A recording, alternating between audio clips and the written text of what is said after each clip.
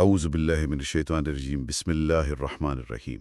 آج ہمارے سامنے سورۃ البقرہ کی آیات 8 سے 20 ہیں۔ یہ آیات منافقت یعنی ہپوکریسی کی نفسیات پر ایک بہت گہری نظر ڈالتی ہے۔ ذرا یہ بتاتے ہیں کہ یہ سیدھا سادہ کفر نہیں ہے، یہ ایک بہت ہی پیچیدہ اندرونی کیفیت ہے جہاں ایمان کو ایک خطرے کے طور پر محسوس کیا جاتا ہے۔ زبان تو اقرار کر لیتی ہے مگر دل کہیں نہ کہیں پیچھے ہٹ جاتا ہے۔ تو سوال یہ ہے کہ یہ قلبی بیماری اتنی لطیف اور اہم کیوں ہے کہ قرآن پاک اس پر اتنی تفصیل سے بات کرتا ہے؟ یہ بہت اہم نقطہ ہے، اور دیکھیں قرآن اسے براہ راست مرض کہتا ہے، یعنی ایک بیماری۔ یہ کوئی کھلی بغاوت نہیں ہے، یہ دکھاوے اور نقالی کی کیفیت ہے۔ انسان سمجھتا ہے کہ وہ دوسروں کو دھوکہ دے رہا ہے، شاید خدا کو بھی، لیکن حقیقت میں جیسا کہ قرآن کہتا ہے وہ اپنے آپ کو ہی دھوکہ دے رہے ہوتے ہیں اور انہیں اس کا احساس تک نہیں ہوتا۔ یہی خود فریبی اس بیماری کی جڑ ہے۔ اچھا، تو یہ ایک قسم کی خود فریبی ہے۔ تو جو ہمارے کلاسیکی مفسرین ہیں وہ اسے کس تاریخی پس منظر میں دیکھتے تھے؟ کیا یہ مدینہ کے حالات سے جڑا ہوا تھا؟ جی بالکل، وہ اسے مدینہ کے سماجی پس منظر سے ہی جوڑتے ہیں، جہاں اسلام قبول کرنے کے آپ کہہ لیں کہ واضح سماجی نتائج تھے۔ الطبری کے مطابق منافق وہ تھا جو ایمان کے فائدے تو چاہتا تھا مگر اس کی قیمت چکانے کو تیار نہیں تھا۔ یعنی ایک طرح کی سہولت پسندی۔ جی، لیکن امام رازی اس سے بھی گہری بات کرتی ہیں۔ وہ کہتی ہیں کہ منافق کی سب سے بڑی غلطی یہ سمجھنا ہے کہ خدا کو دھوکہ دیا جا سکتا ہے۔ واہ! یہ سوچ ہی ایمان کی بنیاد کے خلاف ہے۔ کہ اصل دھوکہ خدا سے نہیں، خود سے۔ یہ تو ہوئی ظاہری تفسیر۔ تو صوفیہ اسی دھوکے کو انسان کے باطن میں کیسے دیکھتے ہیں؟ یہ جو بٹے ہوئے نفس کا تصور ہے، یہ کیا ہے؟ آپ نے بالکل صحیح جوڑا۔ صوفیہ کے لیے نفاق ایک سماجی رویے سے زیادہ ایک اندرونی تضاد کا نام ہے۔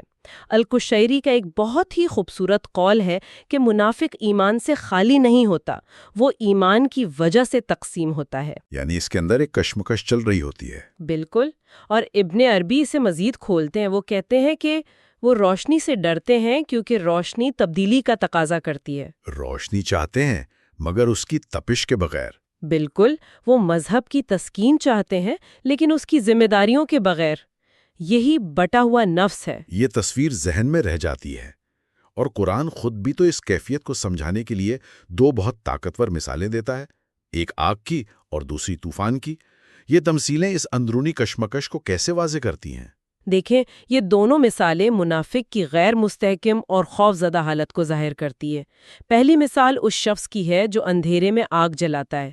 ایک لمحے کے لیے روشنی ہوتی ہے، ایک امید پیدا ہوتی ہے۔ ایک عارضی روشنی۔ جی بالکل عارضی، لیکن فوراً ہی خدا اس کا نور چھین لیتا ہے اور اسے گہرے اندھیروں میں بھٹکنے کے لیے چھوڑ دیتا ہے۔ یہ روشنی اس کے اندر سے نہیں پھوٹی تھی۔ اور دوسری مثال طوفان والی؟ دوسری مثال آسمان سے برستی طوفانی بارش کی ہے، جس میں اندھیرا بھی ہے، گرج بھی اور چمک بھی۔ وہ موت کے خوف سے اپنی انگلیاں کانوں میں ٹھونس لیتے ہیں۔ یہ پناہ کے بغیر طوفان میں پھنسے ہونے کی کیفیت ہے، جہاں روشنی کی چمک امید دلانے کے بجائے مزید ڈراتی ہے۔ بالکل۔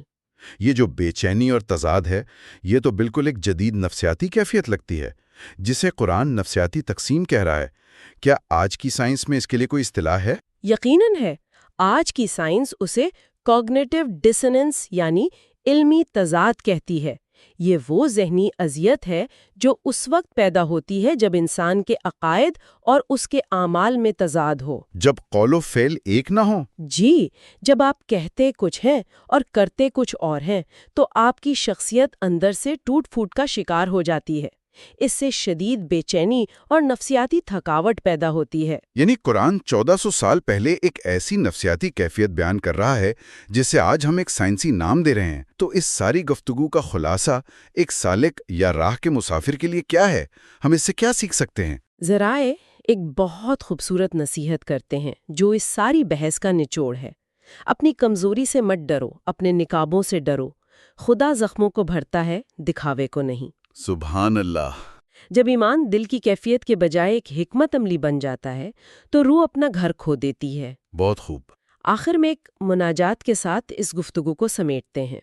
اے وہ نور جس کی نقل نہیں کی جا سکتی، ہمارے بکھرے ہوئے وجود کو جمع کر دے، ہمیں اپنے حضور سچا اور مکمل کر دے، چاہے اس کی قیمت ہمارا ظاہری سکون ہی کیوں نہ ہو، آمین۔